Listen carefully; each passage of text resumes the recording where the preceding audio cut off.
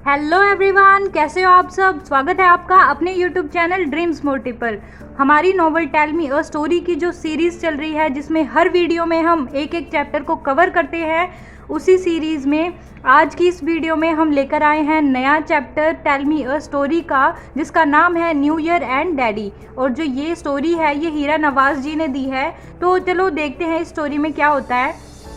तो जो हीरा नवाज़ जी, जो हीरा जी है, वो कहती है कि लास्ट ईयर न्यू ईयर के टाइम पे जितनी भी पॉपुलेशन है पूरे दुनिया में, पूरे वर्ल्ड की, उसमें सभी लड़के लड़कियां, हर कोई अपने मतलब डांसिंग शूज़ पहन के डांस की प्रैक्टिस कर रहे थे और सिंगिंग के लिए मतलब मस्ती कर रहे थे और अपने नए साल का स्वागत कर रहे थे बहुत सारे सॉन्ग्स के साथ और फुल इंजॉयमेंट के साथ। और मैं उस टाइम पे न्यू ईयर के टाइम पे मैं क्या कर रही थी, मैं अपने काउच पे बैठकर टीवी के सामने टीवी देख रही थी और मूवी देख रही थी जिसका नाम था कभी खुशी कभी गम। और ये मूवी करण जौहर जी ने प्रोड्यूस की है, डायरेक्ट की है। और मतलब करण जौहर जी एक बहुत बड़ा नाम है फिल्म इंडस्ट्री का, जिन्होंने बहुत सारी बहुत अच्छी अच्छी मूवीज़ दी है, और जिनमें से एक है कल हो ना हो। और जो कभी खुशी कभी गम है ना, मतलब ये जब मूवी की एंडिंग चल रही होती है तो ये बहुत ही ज़्यादा मेरी आंखें भिगो देती है, बहुत ही ज़्यादा इमोशनल कर देती है। फिर हीरा जी कहती है कि क्या कभी कोई बंदा अपनी पेरेंट्स की डेथ से उभर पाया है, वो भी तब जब न्यू ईयर के टाइम पे, न्यू ईयर वाले दिन उनके पेरेंट्स में से किसी की डेथ हुई हो। तो जो हीरा जी है वो कहती है कि मैंने 5 साल पहले अपने फादर को खोया है, वो भी न्यू ईयर के ही दिन। फिर वो बताती है कि क्या हुआ था, कैसे उनके फादर की डेथ हुई थी। तो वो बोलती है कि दिसंबर की नाइट थे और आकाश में हर जगह फायर क्रैकर्स, यहाँ फायर क्रैकर्स पटाखों को बोलते हैं कि पटाखे जलाए जा रहे थे। इतना ज़्यादा जो ब्लैक, जो डार्क नाइट में जो स्काई होता है कितना डार्क होता है, ब्लैक होता है बिल्कुल। इतना ज़्यादा स्पार्कल्ड जो स्काई है, इतना ज़्यादा शाइन कर रहा था पटाखों से, इतना ज़्यादा मतलब ग्लिटरिंग, इतना ज़्यादा बिल्कुल डायमंड की तरह चमचमक रहा था, चमचमा रहा था, क्योंकि लोग आने वाली जो है साल का स्वागत कर रहे थे। और वहीं पे मेरे जो डैड थे वो हॉस्पिटल में थे और अपने 2 बच्चों तारा और हीरा, यानी मैं और मेरी सिस्टर को बुला रहे थे, उनसे बात करना चाह रहे थे, अपनी आखिरी मतलब इच्छा हमें बताना चाहते थे। वो बहुत ही ज़्यादा अनकॉन्शियस हो गए थे। तो जो मतलब कि जो डैडी है, जो हीरा है, वो कहती है कि जो डैडी है ना, मैं बहुत ही ज़्यादा छोटी थी तब से ही वो, जब जितनी मुझे समझ है, जब से मैंने दुनिया को या चीज़ों को समझना शुरू किया है, तब से मैं कह सकती हूँ कि जो डैडी है ना, मतलब हीरा जी कहती है जो मेरे डैडी है ना, वो हमेशा हमें न्यू ईयर पे रेजोल्यूशन लेने के लिए कहा करते थे। और हमेशा जो हीरा जी थी वो अपने डैडी से कहती थी मैं एक बहुत ही ब्यूटीफुल और फेमस लड़की बनना चाहती हूँ, जैसे कि प्रिंसेस डियाना है। और उस टाइम पे हीरा कहती है मैं बस 13 साल की थी और मेरे जो सपने थे कि मुझे ब्यूटीफुल बनना है, फेमस बनना है, मैं इस चीज़ से अनजान थी कि जो फेमस और ब्यूटीफुल ग्लैमरस लोग होते हैं, जो सेलिब्रिटी होते हैं, वो मतलब कि उसके पीछे, ये तो एक मतलब टीवी में जो फेम नेम देख के हम लोग खुश हो जाते हैं, लेकिन उसके पीछे जो इतना बड़ा, इतना काला सच है कि लोगों को कैमराज, मतलब उनकी पर्सनल लाइफ भी पर्सनल ही रहती है, हर चीज़ लीक होने का खतरा रहता है, कितनी मुश्किलों का सामना करना पड़ता है। इन चीज़ों से हीरा जी बिल्कुल अनजान थी। उनका बस एक ही था कि उनको प्रिंसेस डियाना की तरह फेमस और ब्यूटीफुल बनना है। तो जो है हीरा जी बताती है कि जब वो छोटी सी थी, छोटे से ही जब उन्होंने जानना शुरू किया, तो वो लोग न्यूयॉर्क में ही रहा करते थे तब से।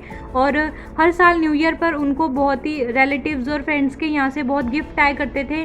और हीरा जी ने बताया कि उनको 3 तोहफे मिले थे, जिनमें से एक तोहफा जब खोला था तो उसमें ब्यूटीफुल, बहुत ही मतलब जो 3 तोहफे थे, तीनों के तीनों कलरफुल पेपर से अच्छे से रैप्ड थे। और उनमें से एक गिफ्ट जो खोला उसमें बहुत ही सुंदर सा, बहुत ही प्यारा सा नेकलेस था, जो वाइट स्टोन और उसमें मतलब गोल्ड बेस था, उस पर गोल्ड की चेन पर एक वाइट स्टोन, वाइट डायमंड जैसा, मतलब इतना प्यारा सा नेकलेस था। जो बहुत ही ज़्यादा पसंद आता है हीरा जी को, वो बेहद खुश होती है उस नेकलेस को देख के। फिर दूसरा गिफ्ट जब वो खोलते हैं तो उसमें एक प्ले कार्ड होता है, मतलब एक कार्ड होता है ना, हम किसी को न्यू ईयर पे देते हैं कार्ड, तो ऐसा ही कोई कार्ड होता है जिसपे लिखा हुआ होता है a true friend a found treasure. तो वो पूवम्मा है जो हीरा की फ्रेंड थी, पूवम्मा, उन्होंने दिया था। हीरा की ना वो बेस्ट फ्रेंड थी पूवम्मा, उन्होंने वो कार्ड दिया था। तो इस बात पे ना जो हीरा के फादर थे वो बोलते हैं कि देखो तुम मेरी बात को ना ध्यान से समझो कि मतलब ये तुम यहाँ पे मतलब अमेरिका से हो तुम यहाँ पे, है ना, और तुम्हारे लिए सबसे बेस्ट गिफ्ट क्या है, वो नेकलेस, वो आर्टिफिशियलिटी नहीं कि बाहरी सुंदरता जो तुम्हारी बनाए, तुम उसको जेवर या कुछ भी तुम ऊपर ड्रेस या जो भी पहन रही हो वो सिर्फ तुम्हारी बाहरी सुंदरता को दिखाएगा, लेकिन तुम्हारे अंदर की सुंदरता जो तुम्हारे मुश्किल टाइम में भी तुम्हारे साथ रहेगा, वो तुम्हारी फ्रेंड पूवम्मा ने तुम्हें प्ले कार्ड पे इतना अच्छा चीज़ लिख के दी है जिसमें बहुत ही अच्छा मीनिंग भी बनता है कि जो एक ट्रू फ्रेंड होता है अगर वो हमें मिल जाता है तो हमने ज़िंदगी का सबसे कीमती खजाना पा लेते हैं। तो वो बताते हैं कि एक अच्छा दोस्त अपनी लाइफ में हो तो उसकी क्या अहमियत होती है, जैसे कि तुम्हारी फ्रेंड पूवम्मा ने तुम्हें कार्ड पर लिख के दिया था। अब वही वर्ड्स हीरा जी जब अपने फादर के याद करती है कि उनको इतने सारे गिफ्ट मिलते थे न्यू ईयर पे, लेकिन वो एक एक गिफ्ट जो है वो उनके माइंड से, उनकी मेमोरी से फेडेड अप होते जा रहे हैं, लेकिन सबसे इम्पॉर्टेंट जो एक चीज़ उनके माइंड में अभी भी बरकरार है वो है फ्रेंडशिप, ट्रू फ्रेंडशिप जो उन्होंने कमाई थी। तो मतलब कि ये उनके फादर जो है उनको सिखा रहे थे। अब जो हीरा जी है वो अपनी टीन एज में कदम रख रही थी, और मतलब इस एज में क्या होता है कि हम रेजोल्यूशन बहुत बनाते हैं, टूट भी जाते हैं, और मतलब वो 19 ईयर्स ओल्ड की थी। अब उसमें बहुत सारी डिस्ट्रैक्शन हम लाइफ में आती है, हमारे सबकी टीन एज एक ऐसी एज होती है जिसमें हमारी लाइफ में डिस्ट्रैक्शन भी होती है, हमें करियर भी देखना होता है, और एक छोटी सी हमारी भूल हमारी ज़िंदगी बर्बाद कर देती है। तो हमें ये देखना है कि हमको किस तरीके से अपनी लाइफ को बनाना है, कैसे उसको संवारना है। तो अब हीरा जी को पता था फिजिकली वो एक वुमेन है, बट इमोशनली उनका माइंड बहुत ही ज़्यादा कंफ्यूज्ड है, वो समझ नहीं पा रही थी उनको क्या करना है क्या नहीं करना। तो उस न्यू ईयर पे ना 19 साल की थी, उस न्यू ईयर पे वो अपने डैडी से कहती है, इस बार ना मैंने बहुत सारे रेजोल्यूशन बनाए हैं, जिनमें से मैं आपको 4 रेजोल्यूशन बताऊँगी, ठीक है। तो उनके फादर बोलते हैं हाँ ठीक है बताओ, मैं भी सुनना पसंद करूँगा। तो उनमें से पहला रेजोल्यूशन हीरा ये बताती है कि मैं ना कुकिंग सीखूँगी, सबसे ज़्यादा जो ब्राउनी केक है ना वो सीखूँगी मैं, ये मेरा ये पहला रेजोल्यूशन ये होगा। दूसरा मेरा रेजोल्यूशन ये होगा कि मेरा जो एक टैलेंट है मेरे पास कि मैं इमोशनल वॉइस में सिंगिंग कर सकती हूँ, तो मैं ना सिंगिंग क्लासेस लूँगी, सिंगिंग को सीखूँगी। ठीक है डैडी, हीरा जी ये बोलती है। फिर बोलती है कि अब मेरा तीसरा रेजोल्यूशन है, मैं एक म्यूज़िकल इंस्ट्रूमेंट सीखूँगी, एक नहीं अगर मुझसे पॉसिबल हुआ ना तो मैं पियानो और गिटार सीखूँगी, और अगर हो सका तो मैं एक ग्रुप को भी ज्वाइन करूँगी, ठीक है। तो फिर मतलब उनके फादर सुन रहे होते हैं, अपनी आईब्रोज हिलाते हुए रिएक्शन देते हैं। तो क्या होता है फिर वो हीरा बोलती है कि अभी मेरा 4th रेजोल्यूशन तो सुनो। 4th रेजोल्यूशन मेरा ये है कि मैं मतलब पब्लिक स्पीकिंग किया करूँगी, अपनी कम्युनिकेशन को इम्प्रूव करूँगी। फिर वो बोलती है आई होप आपको मेरे ये रेजोल्यूशन बहुत ही ज़्यादा पसंद आए होंगे। फिर जो हीरा के फादर होते हैं ना वो उसको समझाते हैं कि ठीक है तुमने रेजोल्यूशन लिया है, लेकिन तुम अपना बेस्ट दो, और ये मत भूलो कि तुम एक लड़की हो, जैसे तुमने अपने टीन एज में कदम रखा है, जैसे और लड़कियां हैं वो प्रिटी हैं और मतलब कि अट्रैक्ट, ये तुम्हारी जो एज है ना ये एक ऐसी एज है जिसमें बॉयज़ अट्रैक्ट होंगे गर्ल्स से, जैसे कि जो मैग्नेट है, मैग्नेट से अट्रैक्ट होती है लोहे की पिंस। इसी तरीके से जो उनके फादर है ना उनको पूरा मतलब एक अडल्टहुड में जब लड़का या लड़की कदम रखते हैं तो वो पूरा अच्छे से उनको समझाते हैं, एक ब्रीफ एक्सप्लेनेशन देते हैं।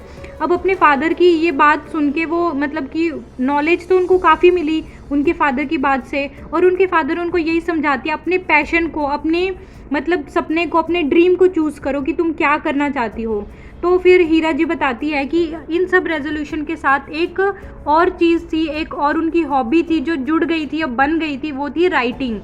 मतलब वो जो भी बहुत सारी चीज़ें इमेजिन करती थी और उस इमेजिनेशन को वो लिख दिया करती थी। तो एक राइटिंग भी उनकी बहुत अच्छी हॉबी बन गई, जिसमें कि वो राइटिंग मतलब कि स्टोरीज़ लिखा करती थी, सॉन्ग्स लिखा करती थी, पोएम्स लिखा करती थी, शॉर्ट स्टोरीज़ लिखा करती थी।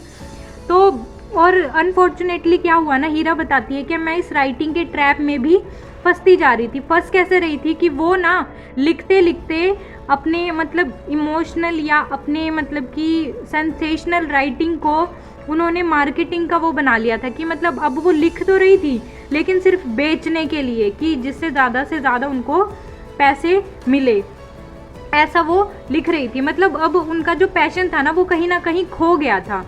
तो एक न्यू ईयर को क्या होता है, जब वो 21 ईयर्स की हो चुकी होती है तो वो एक आर्टिकल लिखती है मैरिलिन मॉनरे के ऊपर, मतलब उनके जो एक्स्ट्रा मैरिटल अफेयर उनका चल रहा था उनकी मैरिड लाइफ में, उसके ऊपर वो कुछ एक आर्टिकल लिखती है। तो उस टाइम पे जो है हीरा जी के फादर थे वो डेंटिस्ट के क्लिनिक पर थे और वो आर्टिकल पढ़ लेते हैं, और वो पढ़ने के बाद जब वो देखते हैं कि ऑथर में उनकी बेटी का नाम लिखा हुआ है तो वो बहुत ही ज़्यादा शॉक हो जाते हैं। और वो पूरा आर्टिकल पढ़ने के बाद जो हीरा जी के फादर होते हैं वो उनसे डायरेक्टली उस आर्टिकल को पॉइंट आउट करके कुछ नहीं कहते हैं, बट ये बोलते हैं कि बेटा तुम्हें ना अपनी राइटिंग के लिए बहुत सारे रेजोल्यूशन लेने की ज़रूरत है, तुम्हें बहुत सारे रेजोल्यूशन लेने चाहिए। अपनी राइटिंग को तुम ऐसे ही मत बनाओ कि लोग तुम्हारे दुश्मन बने, तुम अपने थॉट्स को, अपने पैशन को आगे से आगे बढ़ाओ, ना कि तुम ऐसा कुछ करो जिसको पढ़ के बहुत सारे लोगों को गुस्सा आए तुम्हारे ऊपर। तो मतलब जब मेरे फादर ये चीज़, हीरा बोलती है कि जब उनके फादर उनको ये चीज़ समझा रहे होते हैं ना तो वो बहुत ही ज़्यादा गिल्टी फील करती है और उनको अपनी गलती भी रियलाइज़ होती है कि उन्होंने कितनी बड़ी गलती की। फिर वो सोचती है कि हाँ भाई मैं अपनी जो राइटिंग है ना उसको और ज़्यादा डाइवर्सिफाई करूँगी और ज़्यादा सीखूँगी। तो 1997 की बात है, जो हीरा जी के फादर होते हैं ना वो उनके लिए कंप्यूटर ले आते हैं ताकि अब वो अपनी राइटिंग स्किल्स को और ज़्यादा इम्प्रूव करें। बजाय कि वो नोटबुक में या डायरी पे लिखे तो वो कंप्यूटर पे ही अपनी एक फ़ाइल में अपनी राइटिंग रूटीन अच्छे से बना सकते हैं। तो उन्होंने डिसाइड किया था कि मॉर्निंग के टाइम पे हीरा यूज़ करेगी कंप्यूटर और बाकी इवनिंग के टाइम पे उनके फादर यूज़ करेंगे। तो एक दिन क्या होता है कि जो हीरा के फादर होते हैं ना मॉर्निंग के टाइम पे कहते हैं उनसे कुछ लिखने के लिए, कुछ टाइप करने के लिए कहते हैं। तो हीरा बहुत ज़ोर से चिल्लाती है और अपनी मतलब कि स्वार्थ में चिल्लाती है कि आपको नहीं पता कि मॉर्निंग का रूटीन मेरा होता है कंप्यूटर चलाने का। और गुस्से में वो इतना कह के ना कंप्यूटर को शट डाउन कर देती है, बंद कर देती है और वहाँ से निकल जाती है। लेकिन अब हीरा बोलती है अगर उस दिन मैंने पीछे मुड़ के देखा होता ना तो मैं वहीं रो पड़ती, क्योंकि मेरे फादर वो चीज़, मेरी वो बात, मेरी वो टोन सुन के इतना ज़्यादा मतलब निराश हो गए थे, हताश हो गए थे, इतना ज़्यादा दुखी हो गए थे कि उनकी बेटी ने उनसे इस तरीके से बात की। और वो जो 1997 का जो ईयर था वो ईयर था जब उनके फादर की हेल्थ बिगड़नी शुरू हुई थी। अब क्योंकि उनकी एज होती जा रही थी तो उनकी जो हेल्थ है वो भी काफ़ी बिगड़ रही थी।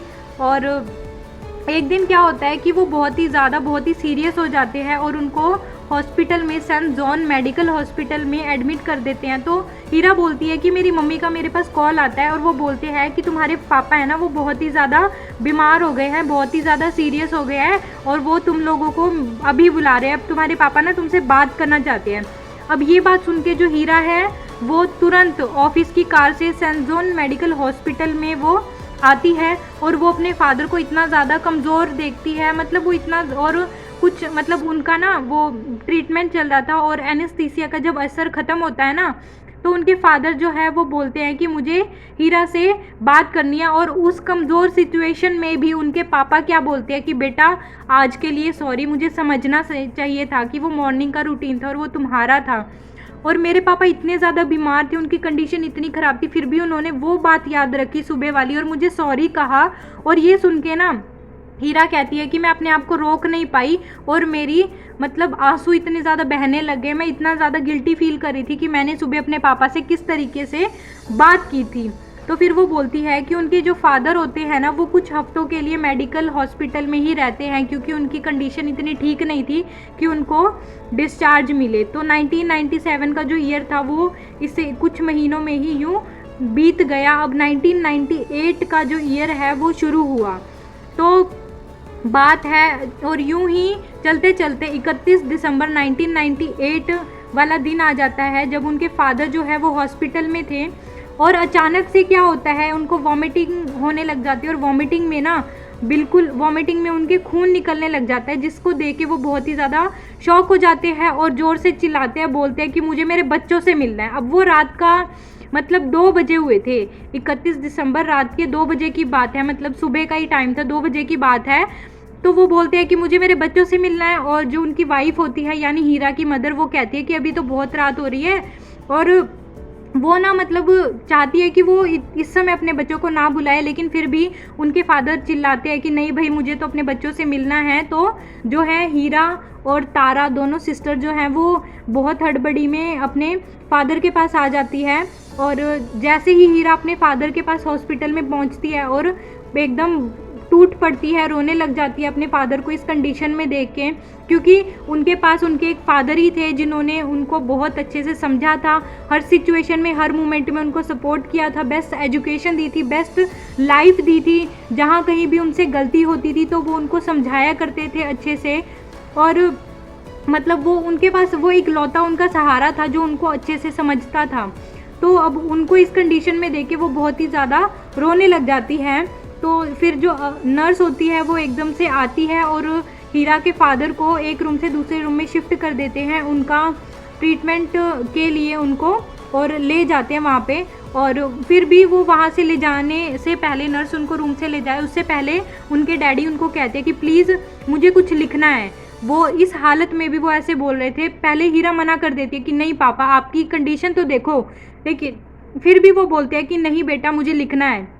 और वो धीरे से उनको पेन और पेपर देती है जिस पे वो लिखते हैं कि happy new year doctor Vinod. अब डॉक्टर विनोद कौन थे? वो डॉक्टर विनोद एक फिजिकली हैंडीकैप्ड डॉक्टर थे जो बहुत ही ज़्यादा काइंड पर्सन थे। अब वो इतना लिख लेते हैं, फिर उसके बाद उनको ट्रीटमेंट के लिए दूसरे रूम में ले जाते हैं और कॉरिडोर से जब उनको ले जाते हैं तो पूरा जो कॉरिडोर है वो इतना ज़्यादा मतलब ब्यूटीफुल बल्ब्स से, कलरफुल स्ट्रीमर्स और मतलब ब्यूटीफुल ना क्रिसमस डेकोरेशंस थी वहाँ पे, क्योंकि क्रिसमस और न्यू ईयर का टाइम था तो मतलब कि बहुत अच्छे से डेकोरेटेड था पूरा।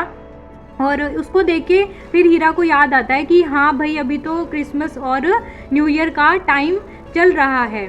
और जो फिर मतलब जैसे ही न्यू ईयर बीत जाता है वैसे ही जो न्यू ईयर है उनका उनके फादर के साथ यूं ही बीत जाता है। तो फिर वो बोलती है कि मतलब कि ना मैंने अपने हर जो न्यू ईयर है रेजोल्यूशन लिए हैं, मैंने कुछ ना कुछ अपने फादर से सीख के रेजोल्यूशन बनाए हैं। मेरे फादर ने मुझे हमेशा सपोर्ट किया था और उनकी वजह से ही आज मैं एक डीप और थॉटफुल वूमेन बन पाई हूँ। पहले मैं बहुत सेल्फिश लड़की हुआ करती थी, उनकी वजह से मैं इतना ज़्यादा मतलब मेरे अंदर चेंज आया है, वो ये चीज़ें सोचती है। और जैसे जैसे टाइम बढ़ रहा था, एग्जैक्टली रात के 10:30 बजे का टाइम था जब उनके फादर की डेथ हो जाती है न्यू ईयर वाले दिन। और वो अपने आप को रोने से रोक नहीं पाती है क्योंकि उनका बेहद उनसे बहुत ही ज़्यादा अच्छे वाला नाता रहा है, बहुत ही क्लोज थी वो अपने फादर के, और जो उनके लिए सब कुछ थे, उनके सब कुछ उनके पिता उनसे दूर हो गए थे। तो वो प्रे करती है मतलब कि उनके फादर जहाँ भी रहे वो उनके मतलब उनको ट्रिब्यूट देने के लिए वो बहुत कुछ करती है, वो बहुत कुछ करना चाहती है। और मतलब उनके फादर ने उनको इतनी ज़्यादा एथिकल, इतने एथिक्स मतलब इतने अच्छी अच्छी चीज़ें सिखाई थी कि वो क्या बोले, मतलब वर्ड्स में वो सब उनके लिए कहना बहुत ही मुश्किल था, वो नहीं कह पा रही थी। तो वो कहती है कि मैं मतलब लास्ट, फिर यहाँ पे वो अपनी स्टोरी कंप्लीट करती है और लास्ट में वो लिखती है कि I expect to pass through this world but once, मतलब मैं भी इस दुनिया से जाना चाहती हूँ एक बार। Any good thing I can do therefore or any kindness I can show to my fellow creatures, let me do it now.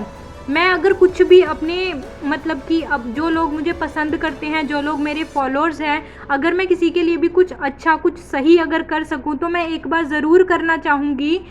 और लेट मी नॉट डिफर और neglect it for I shall not pass this way again.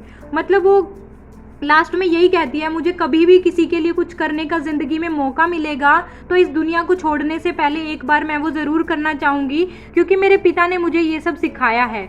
तो friends, यहाँ पे ख़त्म होती है हमारी ये स्टोरी जो हमें हीरा जी ने दी थी। और मतलब एक बहुत ही इमोशनल स्टोरी थी जो हीरा नवाज़ जी ने न्यू ईयर एंड डैडी दी है, जिसमें मतलब वो बताती है वो कैसे उनका न्यू ईयर से एक बैड मेमोरी जुड़ी हुई है, क्योंकि न्यू ईयर वाले दिन उनके डैडी की डेथ हो जाती है। वो बेहद कीमती, मतलब एक बहुत ही ज़्यादा important person, important role play करते थे हीरा जी की लाइफ में। वो इकलौते ऐसे थे जो हमेशा उन्हें सपोर्ट किया करते थे, और वो न्यू ईयर वाले दिन उनको छोड़कर इस दुनिया से चले जाते हैं। ये एक बहुत ही वर्स्ट मेमोरी थी जो वो हर न्यू ईयर पे याद करती है और इमोशनल हो जाती है, दुखी हो जाती है। आई होप आपको ये वीडियो बहुत अच्छी लगी होगी, and thank you so much for watching this video. और आगे आने वाली हर वीडियो में हम आपको नए नए चैप्टर इंट्रोड्यूस करवाएंगे एक्सप्लेनेशन के साथ। एंड अगर आपको कोई और नॉवल की एक्सप्लेनेशन चाहिए तो प्लीज़ आप हमको कमेंट सेक्शन में बता सकते हैं।